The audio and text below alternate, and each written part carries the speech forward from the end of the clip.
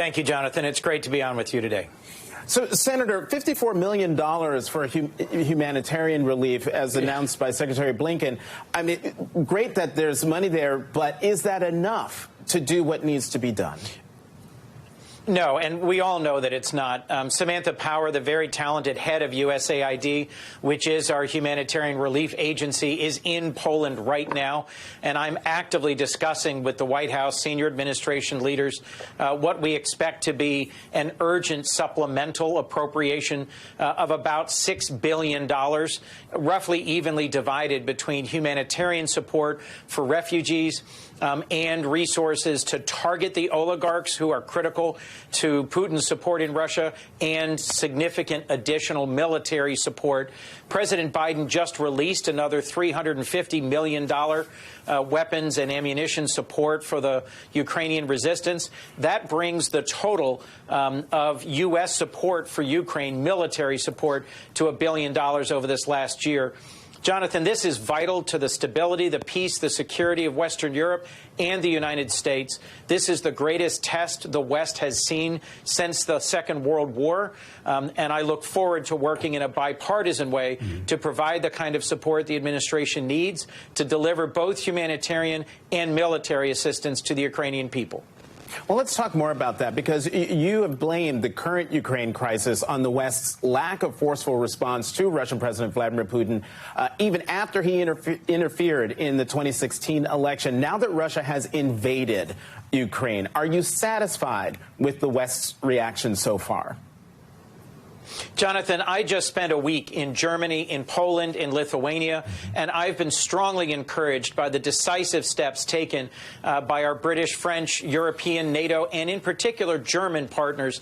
The new German government under Chancellor Scholz has made a dramatic departure from their previous positions, imposing sanctions, closing down Nord Stream 2, providing lethal assistance to the Ukrainian resistance, and joining the U.S. and other European partners in imposing strong sanctions, exclusion from the SWIFT system, as well as blocking sanctions on major Russian banks.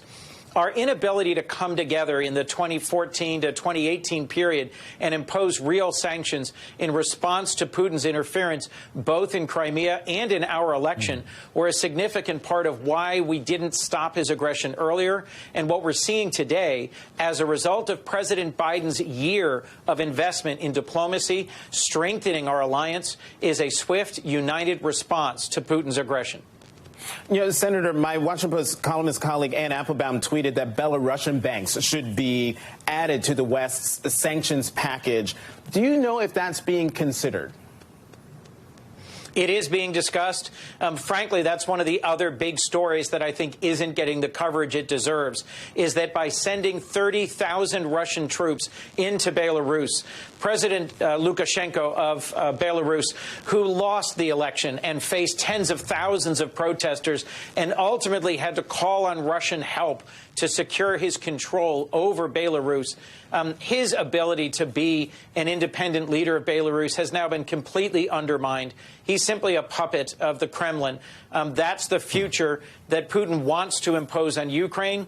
And frankly, we need to continue supporting the opposition in Belarus and recognizing that Belarus is now a launching point for Russian aggression. So I would agree with Ann Applebaum. We should be considering sanctions against Belarus.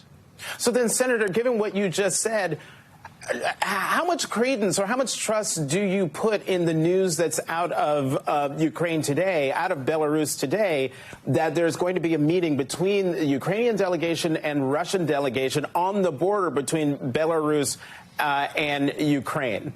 Should we even trust that? Well, look, Jonathan, I had a chance to meet with both the mayor of Kyiv and the president of Ukraine in Germany a week ago, and I'm so impressed with their courage, their determination. President Zelensky knows that he is Russian target number one.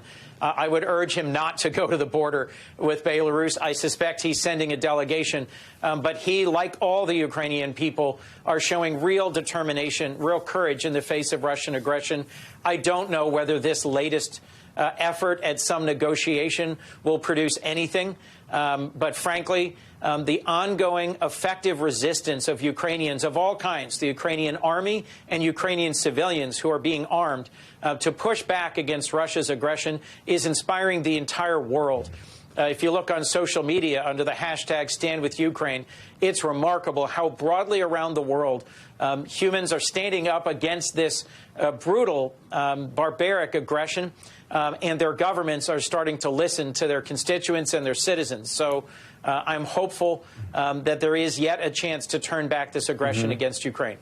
Senator Coons, two quick questions real fast. One, how concerned are you about NATO's future, given how many Russian troops are now in countries that border NATO countries? Well, that concerns me greatly. And part of what President Biden has been doing over and over in recent weeks is sending a forceful and clear signal of unity. He's deployed 12,000 American troops to NATO's eastern flank. I had a chance to visit U.S. and NATO troops in Poland and in Lithuania training together, and we will provide billions more in assistance to strengthen NATO's eastern flank.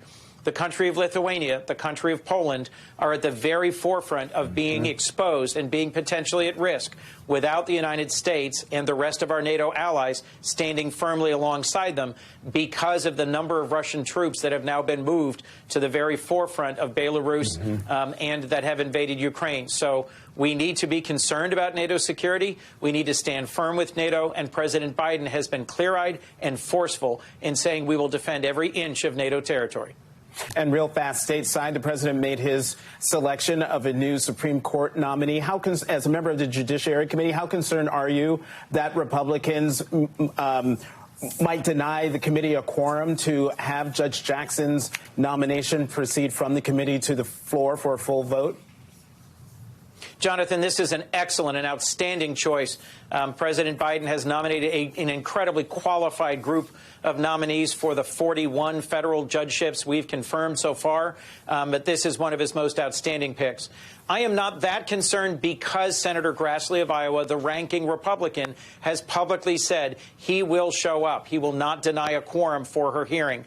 But, you know, given how the Republicans played the last three nominations, we shouldn't take anything for granted.